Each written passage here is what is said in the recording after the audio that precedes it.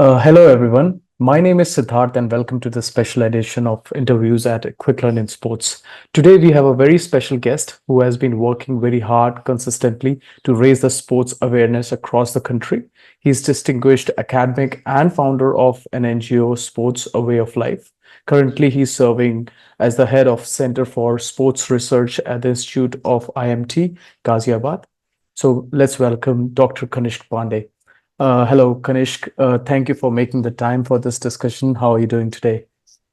Well, thank you so much for having me here. And I'm doing wonderful, doing great, and really looking forward to this conversation. Absolutely. So before we talk about your current profession or your NGO, please tell us about you and your introduction to the sports, how you got into the sports, what fascinated you about the sports. Well, it's been really interesting. I mean, I have been a sports person all my life. I started Mhm. playing badminton at the age of 8. So in a way, it was my parents that motivated me, that inspired me to, take up sports. और ऐसा कुछ नहीं था कि sports में कभी सोचा था कि बहुत आगे Hmm. जाएंगे या Right. I mean, even few years back, I could never have imagined myself, working in the field of sports research and trying Right. to start new programs, working at different organizations or federations. Right. But कई बार होता है कि कोई एक ऐसा instance होता है आपकी लाइफ में जो आपका पूरा करियर ट्विस्ट कर देता है, पूरा करियर को एक नया डायरेक्शन दे देता है. Right. That's exactly what happened when. There's a small story here which I would like to share. Sure. It all started in the year 2014. Okay. I was just done with my graduation और उसके बाद plan था कि मैं अपने I really wanted to do law. So I Hmm. started preparing for my law faculty entrance. So अपनी तैयारी की, पढ़ाई की. Hmm. And after 1 year, जब result आया, so my rank was pretty low. So basically there are 3 centers in Delhi University Law Faculty. और उसमें जो सबसे नीचे का center था, that was allocated. और actually that came as a shock. Was Right. first time in my life I had wanted something but I couldn't get. और वहां पर I won't really say that I slipped into depression, but then yes, it was a negative phase of my Right. life. Right. Because पहली बार ऐसा एक setback मुझे लगा था. Hmm. So during those days, a very small interaction with my father, I believe it actually changed my life. और उन्होंने बड़ी simple चीज मेरे से पूछी कि तुम बैडमिंटन खेलते हो बचपन से, कितने सारे मैचेस खेले होंगे, कितने सारे मैचेस जीतते थे, Hmm. जब हारते थे तब क्या करते, इसी तरह से दुखी होके बैठते थे. नो, क्या करते थे? मैंने कहा मैं दोबारा से प्रैक्टिस करता था. Use to work hard. का एग्जैक्टली अगर बैडमिंटन कोर्ट में आपने डिफीट एक्सेप्ट नहीं, तो why are you accepting defeat in your life. और Right. कई बार बोलते हैं ना कि वो एक छोटी सी लाइन है Hmm. कुछ ट्रिक की. And that night when I went to bed there were numerous thoughts that started coming up. और सबसे प्रोमिनेंट थॉट थी कि अगर मेरे से ही एक्सपेक्ट किया जाता, I wasn't N elite badminton, Right. I wasn't an international player. अगर मेरे से एक्सपेक्ट किया जा रहा था कि मैं अपनी बैडमिंटन की या स्पोर्ट्स की लर्निंग्स को अपनी लाइफ में इनकॉर्पोरेट करूं, so why shouldn't the same be expected out of those sports persons who are already at the peak of their career? Right. क्या उन्होंने भी अपनी लाइफ में कोई सेटबैक एक्सपीरियंस किया? और अगर किया, तो उन्होंने स्पोर्ट्स की कौन सी वैल्यू या क्वालिटी को यूज करके अपनी लाइफ को बेटर किया? Right. तो वहीं से मैंने पूरा रिसर्च का काम स्टार्ट Hmm. किया. That's how it. Okay. Very, very, very interesting, I think, story. And I think we all are connected with such similar stories. So that was really interesting experience that you shared. Now let's come to your current profession at IMT and briefly also talk about your NGO, Sports a Way of Life. So if you can just give a quick introduction about your work at both these places, it will be really great. Absolutely. In fact, NGO was just a progression of the research which I had Hmm. done. तो Hmm. जैसे मैंने बताया research start की, तो एक बहुत बढ़िया research तैयार होकर आ गई Hmm. करीब 1200 पन्ने. And it was actually transformed in a book called sports a way of life, जिसको एक टॉप पब्लिशर वाइलेट किया था उसने. तो बुक का नाम था sports a way of life. और जब वो बुक लॉन्च हुई, there were people who were very appreciative of the things I had. Right. बहुत तारीफ करते थे वो, but there was also a chunk, a big chunk of people who said that आप बहुत ही सुपरफिशियल, पढ़ने में अच्छा। बहुत अच्छा लग रहा है, लेकिन आप स्पोर्ट्स से वैल्यू सिस्टम कैसे क्रिएट करोगे, आप स्पोर्ट्स से डिप्रेशन कैसे दूर करोगे, ये सब हम बात कर रहे हैं 2017। हम्म। तब इतना ज्यादा अवेयरनेस नहीं। अवेयरनेस, सही बात। तो but I was of the view कि ये सारी चीजें करी जा सकती हैं, क्योंकि बहुत सारी चीजें मैंने लाइफ में खुद फेस करी थी। प्लस अपनी कोई एक, it wasn't a normal book, it wasn't fictional book, कोई रिसर्च बेस्ड। तो वहां पर मैंने ये डिसीजन लिया कि नहीं, हमें जो है बुक की फाइंडिंग्स को इम्प्लीमेंट करना। So I started approaching the government, I started approaching the private sector, but I'm not gonna blame anyone here. Maybe I wasn't making myself heard in the right way. I wasn't striking rights. हम्म। वहां पर सुनवाई नहीं हुई। तब हमने हम्म। ये decide किया कि हम्म। हम अपना खुद का एनजीओ स्टैब्लिश करेंगे okay. With like minded. Right. और एनजीओ का एम होगा अपनी रिसर्च की फाइंडिंग्स को इम्प्लीमेंट करना, मतलब हम राइट। लोगों की जिंदगी को बेहतर करेंगे थ्रू स्पोर्ट्स। एनजीओ का नाम पड़ा sports a way of life. So the book was Sports a Way of Life, the NGO was Way of Life. Things started moving forward. And by chance, I happened to give an interview in IMT Ghaziabad. और वहाँ पर भी यही सारी detail share करी कि कैसे sports के थ्रू एम्पावरमेंट होता है, जीवन को बेटर किया जाता है, even how sports can contribute to the upskilling of our management. Hmm. वो चीज उनको पसंद आई, and they set up India first sports research. Nice. And fortunately, I was the person who was appointed to head the same for 2019 से। Nice, very nice. तो जब आप ये रिसर्च कर रहे थे, एंड आई थिंक आपने मेरे को पहले भी बताया था कि भारत की कुछ प्रतिशत जनसंख्या ही स्पोर्ट्स अवेयरनेस की कैटेगरी में आती है। Not everyone is aware of sports and like the core values that you have taught, 16 core values I think you have mentioned in the book as well। तो वो उसके बारे में थोड़ा सा बताइए कि ये अवेयरनेस इंडिया में कम क्यों है, और कितनी प्रतिशत है, पहली बात तो कम क्यों है, इसके क्या कारण है, और किस तरह से हम ये अवेयरनेस बढ़ा सकते हैं, या फिर आपके एनजीओ में ऐसे क्या प्रोग्राम्स चल रहे हैं जिसके तहत ये अवेयरनेस बढ़ रही है। तो ये तीन चार थोड़ा सा लंबा सवाल है, तो आप अपना अच्छे से इसमें आंसर कर सकते हैं। लोग नहीं जानते कि जैवलिन क्या होता है। राइट।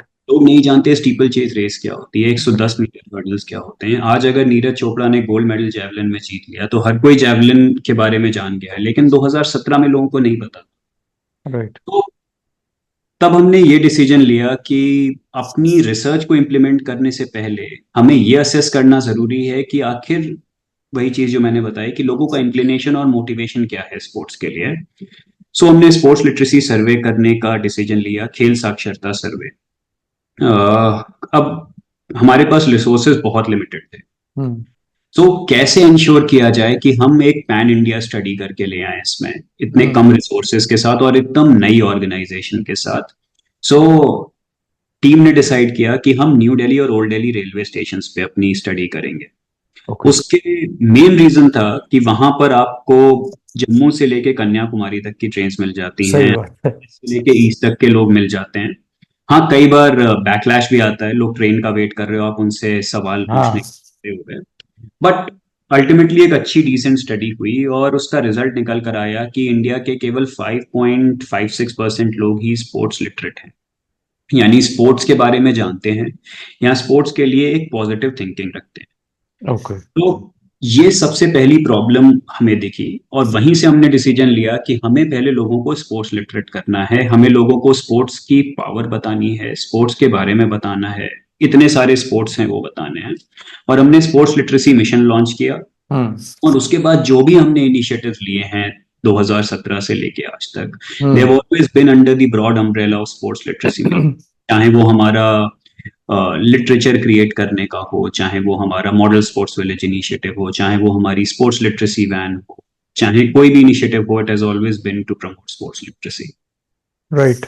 एंड इससे जुड़ा एक और सवाल है कि जब आपने ये मिशन स्टार्ट किया, आपको सर्वे करके पता चला कि अच्छा इतने ही लोग खेल के प्रति जागरूक हैं या अवेयर हैं, तो आपने कौन से प्रोग्राम्स जो जो आपने अभी नाम दिए प्रोग्राम्स के, उसमें से कौन सा ऐसा प्रोग्राम है जिसका इम्पैक्ट बहुत अच्छा पड़ा, जिसका रिस्पॉन्स बहुत अच्छा आया एंड आपको लगा कि अच्छा ये हमें कंटिन्यू करना है या इस पे और ज्यादा पुश करना है?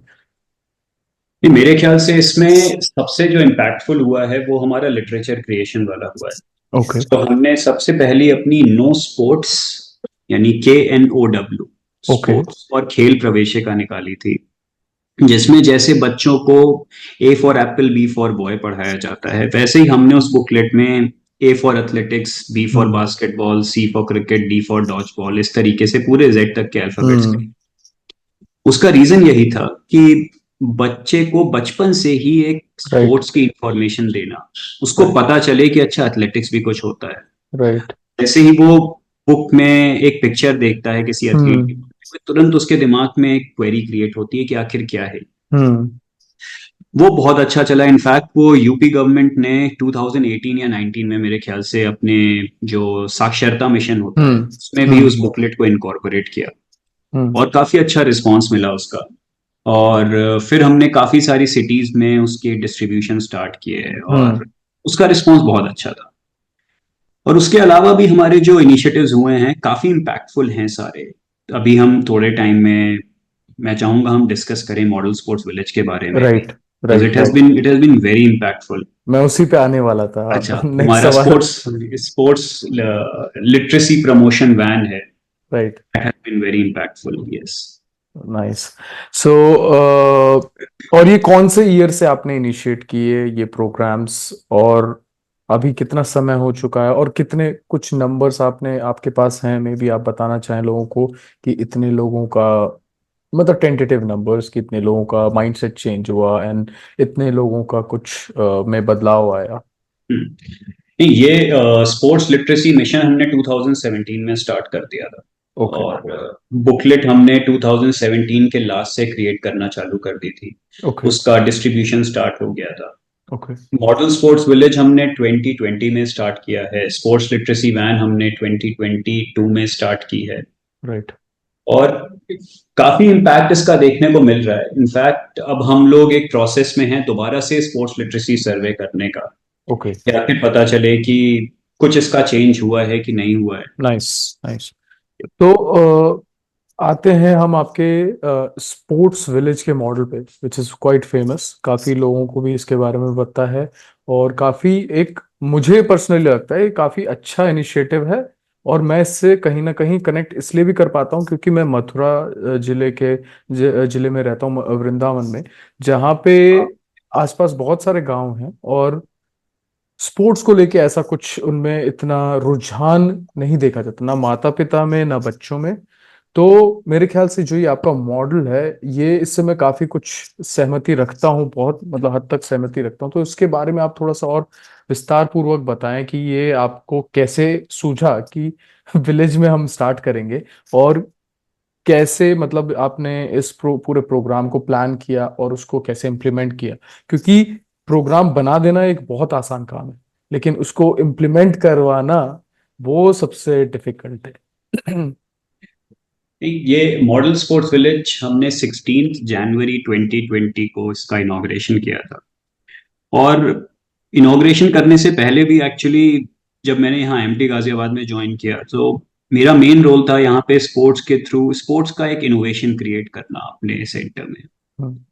तो काफी सारे प्रोजेक्ट्स में पढ़ता रहता था जो गवर्नमेंट के चल रहे हैं। हमारी उन्नत भारत स्कीम है जो बहुत अच्छी चल रही थी। अ, हमारे पार्लियामेंटेरियंस अलग अलग विलेजेस अडॉप्ट करते हैं। राइट। वो चल सांसद आदर्श ग्राम योजना चल रही थी, सो उसका इम्पैक्ट असेसमेंट एक मैं कर रहा था।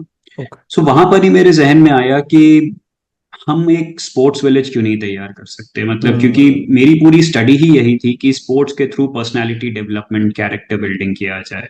राइट। सो ये सारी चीजें हम स्पोर्ट्स के थ्रू क्यों नहीं अचीव कर सकते हैं। सो ये एक प्रपोजल दिया मैंने अपने मैनेजमेंट को कि हमें एक विलेज अडॉप्ट करना चाहिए। उन्होंने कहा ठीक है, आप करो। अब सबसे पहला क्वेश्चन ये था कि आखिर गांव कौन सा हो। भारत में करीब साढ़े हम्म। सात लाख गांव हैं।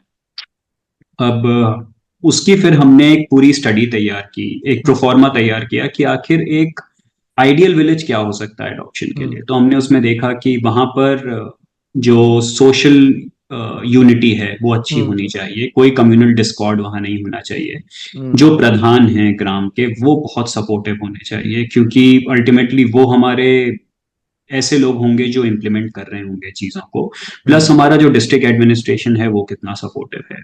सो इसमें भी फिर हमने अलग अलग डिस्ट्रिक्ट्स में करीब 100 सवा 100 गांव को असेस किया कि कौन सा एडॉप्शन के लिए सही है। फिर उसमें हमारा मुजफ्फरनगर के बहादुरपुर और खेड़ी वीरान गांव निकल कर आए जो हमें सबसे आइडियल लगे एडॉप्शन के लिए। गांव अडॉप्ट हो गया, हमें गवर्नमेंट से परमिशन मिल गई अडॉप्ट करने की। और उसमें ऑब्जेक्टिव यही था कि हम दो चीजों को स्पोर्ट्स के थ्रू आगे बढ़ाएंगे। एक है स्पोर्ट्स डेवलपमेंट, हम्म यानी स्पोर्ट्स को लोगों के लिए एक्सेसिबल बनाना। हम्म हर वो बच्चा जो खेलना चाहता है उसको खेलने का मौका मिले। राइट फिर चाहे कोई भी फैक्टर उसकी लाइफ में हो, चाहे वो इकोनॉमिक फैक्टर हो, चाहे वो सोशल फैक्टर हो, कोई उसकी स्पोर्ट्स खेलने में एटलीस्ट वो ऑब्स्टिकल ना बने। बात है ना और भाई। दूसरा हमारा था स्पोर्ट्स फॉर डेवलपमेंट, यानी हम्म स्पोर्ट्स के थ्रू एक सोशल हार्मनी क्रिएट करना, राइट लोगों की पर्सनालिटी डेवलपमेंट, कैरेक्टर बिल्डिंग करना। राइट और काफी अलग अलग इनिशिएटिव्स वहां पर भी हमने लिए। टाइम टाइम पे अलग अलग इनोवेशंस करते थे हमारे इंस्टीट्यूट के स्टूडेंट्स, क्योंकि ये सारे मैनेजमेंट स्टूडेंट्स हैं। ये राइट लोग वहां पे जाके पर्सनालिटी डेवलपमेंट के लेक्चर्स डिलीवर करते थे। हमारे इस मिशन में करीब 50 अर्जुना, द्रोणाचार्य और खेल रत्न अवॉर्डीज जुड़े, वाह। जिन्होंने टाइम टाइम पे जाके वहां पर लोगों को इंस्पायर किया, मोटिवेट किया खेलने के लिए। सो एक छोटा सा गांव जहां का कोई भी बच्चा नहीं खेलता था, एक ऐसा टाइम आया जब उसी गांव के लगभग 500 बच्चे हमारे ट्रेनिंग प्रोग्राम्स में रजिस्टर हुए। वाह। और उसी छोटे से गांव से अभी वहां पर खेलो इंडिया यूथ सेंटर बन रहा है मुजफ्फरनगर में। उसके 12 बच्चे सेलेक्ट होने थे, उसमें 7 बच्चे हमारे गांव से सेलेक्ट हुए। वाह। सो एक एस्पेक्ट हो गया कि हमने कैसे स्पोर्ट्स से ये प्रूव किया कि अगर आप लोगों को, बच्चों को मौका दो तो वो एक्सेल करेंगे। बिल्कुल। दूसरी चीज थी कि हमने वहां पर एक और असेसमेंट किया जिसके ऊपर हम काम कर रहे थे। ये हमारी स्टडी में निकल कर आया कि बच्चों का जो स्क्रीन टाइम है वो कम हुआ है। हम्म पेरेंट्स ये मानने लगे हैं कि उनका बच्चा जो खेल रहा है वो और ज्यादा डिसिप्लिन्ड हो गया है, हम्म उसके सुबह उठने का टाइम बेटर हो गया है। राइट। वो बच्चे पहले लड़ाई झगड़े में पढ़ते थे, वो लड़ाई झगड़े में पढ़ने के इंस्टेंसेस कम हो गए हैं। कम सो हो गया। बेसिकली स्पोर्ट्स के थ्रू डेवलपमेंट हुआ, और स्पोर्ट्स ने वहां पर बच्चों को मेडल्स भी दिए।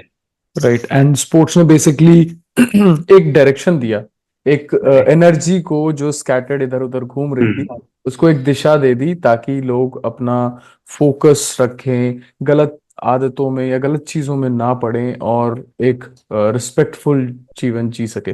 तो आई थिंक इनफैक्ट जो आप बोल रहे हैं खेलो इंडिया यूथ सेंटर की बात जो आपने की और उसमें से 12 में से 7 आपके यहाँ से, आपके गांव में से सिलेक्ट हुए हैं, बहुत बड़ी बात है क्योंकि इतने कम समय में इतना बड़ा इम्पैक्ट क्रिएट करना with a simple mission, with a very small team and very less resources is really inspiring, I think. So, congratulations to you and your team for that. So, I think अब next point पे अपन focus करते हैं।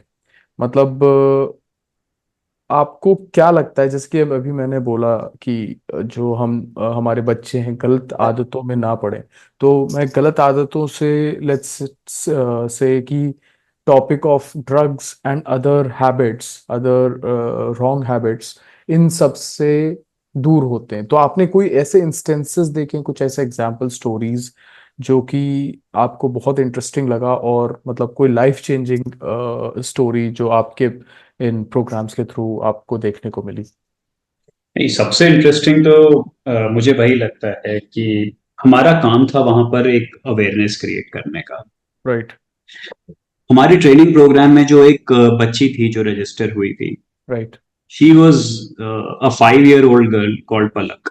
Right. उसको, मैं कह रहा हूं कि वो कोई भी हमारा जो ड्रिल्स होती थी उसको फॉलो नहीं करती थी।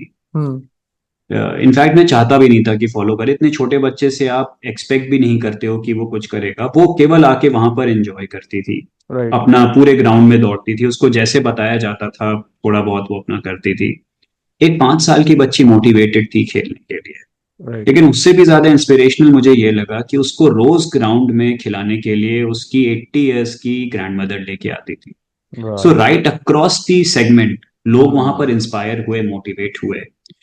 और मैं नहीं जानता कि पलक कितनी आगे जाएगी, लेकिन आज वो शायद 7 या 8 साल की होगी।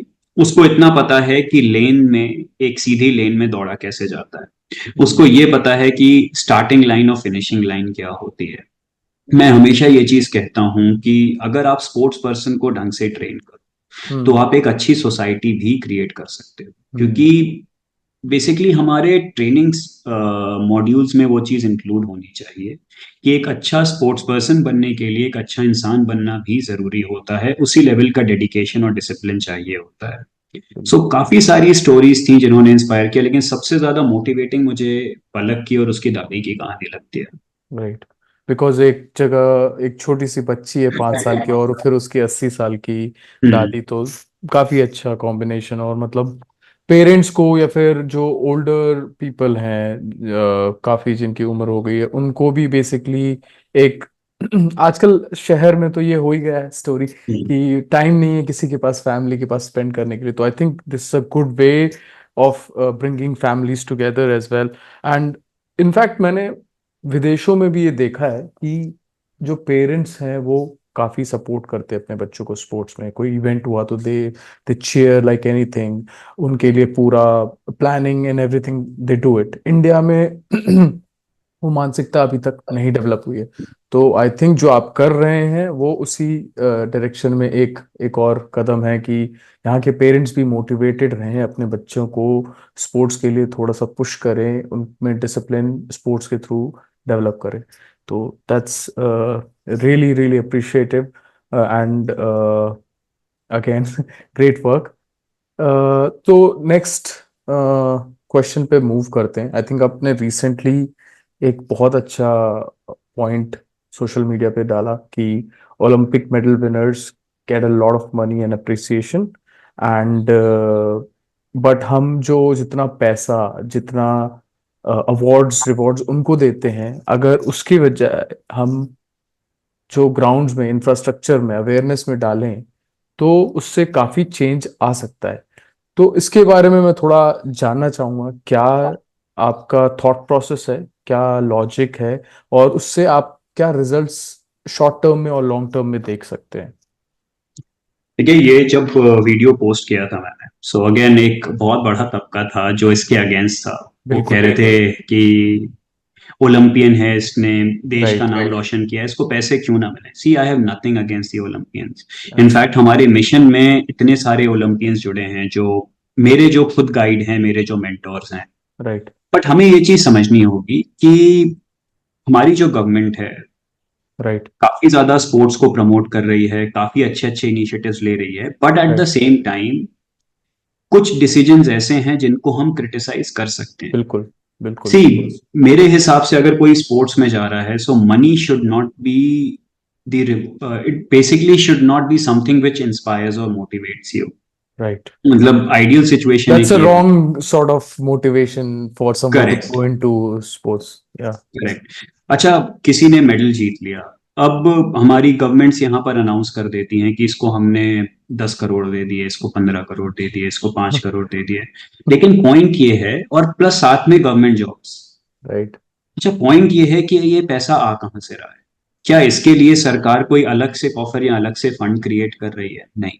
ये वही पैसा है जो ऑलरेडी हमारे स्पोर्ट्स बजट में एलोकेटेड होता है। राइट। बस वो शायद पैसा लगना चाहिए था नए इंफ्रास्ट्रक्चर में, वो पैसा लगना चाहिए था, उसी पैसे से शायद लाखों बच्चों को किट्स मिलने वाली थी, उसी पैसे से कई कई बच्चों को एक अच्छा स्टेडियम मिलने वाला था, वहां पर कुछ डेवलपमेंट होने वाला था, लेकिन अब वही पैसा डाइवर्ट कर दिया और उन विनर्स के फैसिलिटेशन और फेलिसिटेशन में।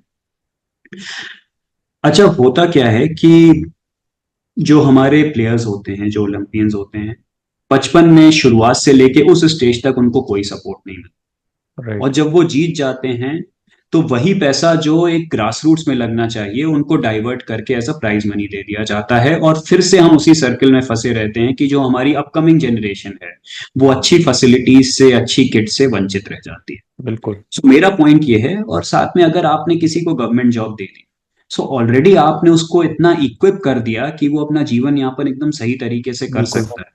बिल्कुल। और फिर हमारे प्लेयर्स को इतने सारे एडवर्टीजमेंट्स मिलते हैं, राइट। इतने सारे, और मतलब बेसिकली और भी इतने सारे एवेन्यूज हैं जिससे उन्हें पैसा मिल सकता है। सो गवर्नमेंट का ये काम नहीं है कि आप उनको करोड़ों रुपए देकर बेसिकली उनको अवार्ड्स दो। उस पैसा को आप इंफ्रास्ट्रक्चर में लगाओ, ग्रास रूट्स में लगाओ, ताकि और ज्यादा प्लेयर्स आगे निकल कर आए। और अगर आपने एक गवर्नमेंट जॉब भी किसी को दे दी तो ही और she becomes pretty well equipped right. कि पूरे अपनी जिंदगी को वो ठीक से चला सकता है। सो उसके पीछे लॉजिक यही था, लेकिन काफी बड़ा तबका इससे सहमत नहीं है। वो तो है ही, हमारा इतना बड़ा देश है तो सबकी भिन्न भिन्न राय है, भिन्न भिन्न सोच है, तो वो तो होना ही है। बट बहुत ही सटीक बात कही है। अगर किसी को ये चीज समझना है कि इसके पीछे का लॉजिक ये है कि एक बैलेंस बना रहे सोसाइटी में, ऐसा ना हो कि भाई एक तो एक खिलाड़ी को सब कुछ मिल गया, लेकिन वही जो को दूसरा खिलाड़ी जिसको दूसरे और बच्चे हैं या और स्पोर्ट्स कैटेगरी में जो बच्चे हैं वो उन फैसिलिटीज से वंचित रह गए। तो लोगों को ये चीज समझना भी बहुत जरूरी है। I mean government, like you said, कि गवर्नमेंट जो इनिशिएटिव्स ले रही है काफी अच्छे हैं, but they have to focus on these problems and probably solve this so that we can make a sustainable sports ecosystem. किसी के लिए महंगा ना पड़े, जैसे आपने कहा हम्म। कि पैसे बाधा आ जाते हैं, तो वो बाधा नहीं आनी चाहिए। तो आई थिंक आएगा, धीरे धीरे लोगों को समझ में आएगा। आप समय से आगे हैं में भी इसीलिए लोगों को वो चीज क्लिक नहीं हो रही। Because recently also it happened कि केरला गवर्नमेंट मेंशन्ड कि हम मेसी को बुलाएंगे and will put lot of money in bringing him and थोड़ा सा हाइप बनाने के लिए, मार्केटिंग करने के लिए, शो शा करने के लिए। But then there were few footballers and other people who said ki we don't have a proper stadium to practice, we don't have a proper pitch to practice, and you want to invite Messi, go ahead. I mean, it won't make a bigger impact.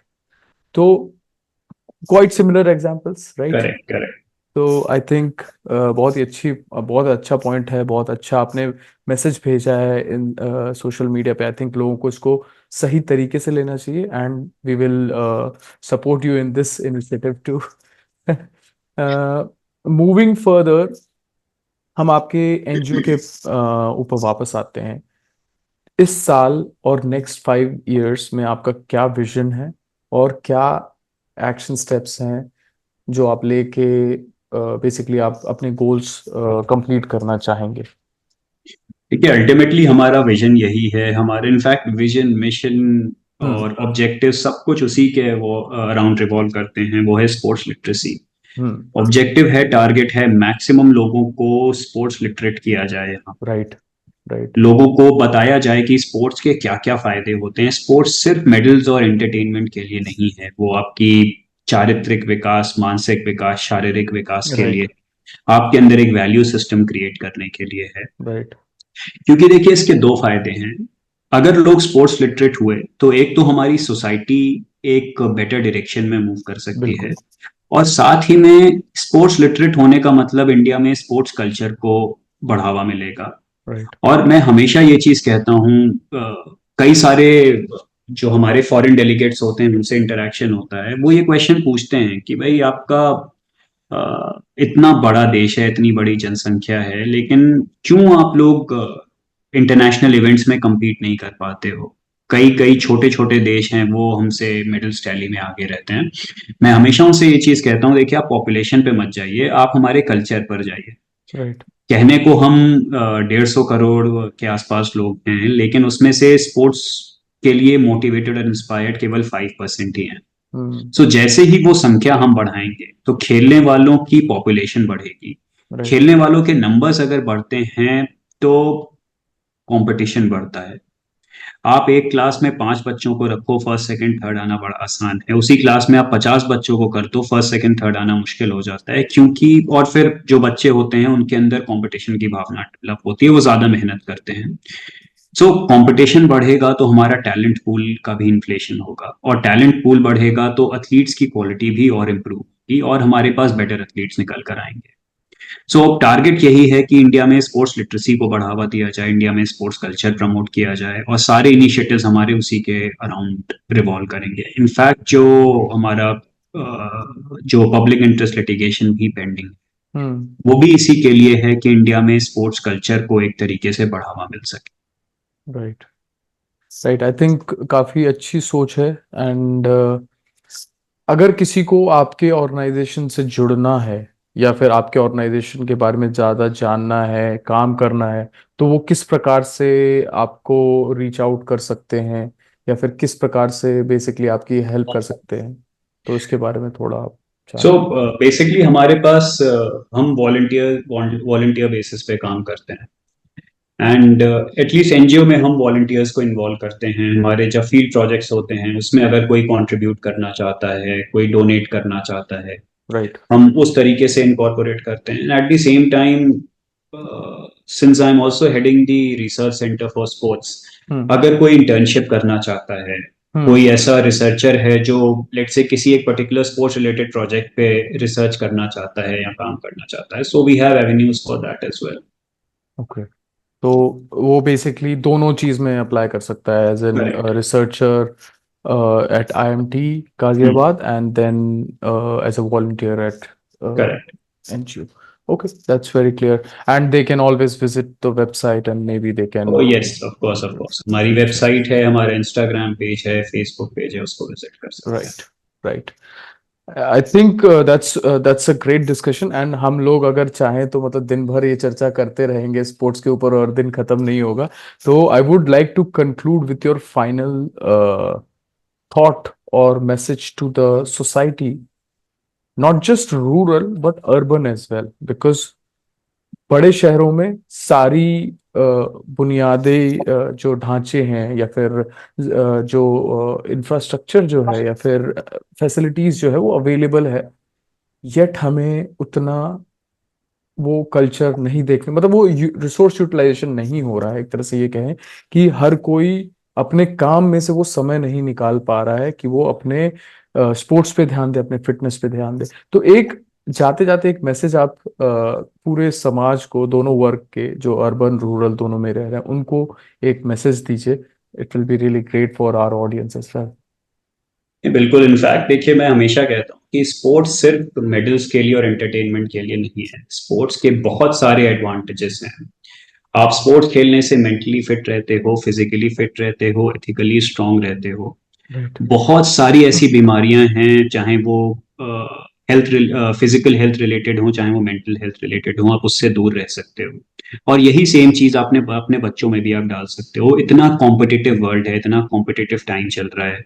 हम सब लोग चाहते हैं हमारे बच्चे doctors, engineers, lawyers, civil servants बने, और लेकिन हम कभी इस पे ध्यान नहीं देते हैं कि उस रैट रेस में, उस भीड़ में जो मेंटल प्रेशर बच्चों को झेलना पड़ता है, उसको हम बच्चे को वेल इक्विप करने के लिए क्या करें, उसमें हम ध्यान नहीं देते हैं। और अल्टीमेटली बच्चा उस रेस में तो उतर जाता है, लेकिन कई इंस्टेंसेस हम ऐसे देखते हैं कि बच्चा वो मेंटल प्रेशर हैंडल ही नहीं कर पाता है और सकम कर जाता है। बिल्कुल। स्पोर्ट्स आपको एक जरिया दे सकता है बच्चे को मेंटली स्ट्रांग बनाने का, फिजिकली स्ट्रांग बनाने का, और एक अच्छा जीवन लीड करने का। अगर बच्चा स्पोर्ट्स में है, जरूरी नहीं है कि वो सिर्फ ओलंपियन ही बने, वो एक अच्छा ह्यूमन बीइंग भी बन सकता है। और जो भी आपकी एम्स, एम्बिशंस, एक्सपेक्टेशंस हैं अपने बच्चे से, वो उनको पूरा करने में और ज्यादा सक्षम हो सकता है। राइट। आई थिंक काफी अच्छा मैसेज है। आई होप लोग इसको जल्द से जल्द इम्प्लीमेंट करें और स्पोर्ट्स को एक लेजर एक्टिविटी के बजाय एक अपने डिसिप्लिन में डालें, अपने डेली रूटीन में डालें और कोई भी स्पोर्ट खेलें। नॉट नेसेसरली क्रिकेट, फुटबॉल ही दो स्पोर्ट्स हैं इस कंट्री में। There are so many sports available, तो लोगों को अलग अलग स्पोर्ट्स डेफिनेटली ट्राई आउट करना चाहिए and they should be much more disciplined about it. तो thank you very much doctor Kanishk for Thank you so much for having me here. it's a pleasure. It was really a pleasure talking to you about so many important points जो कि हम काफी miss out करते हैं। तो धन्यवाद। Thank you. All the best. Bye.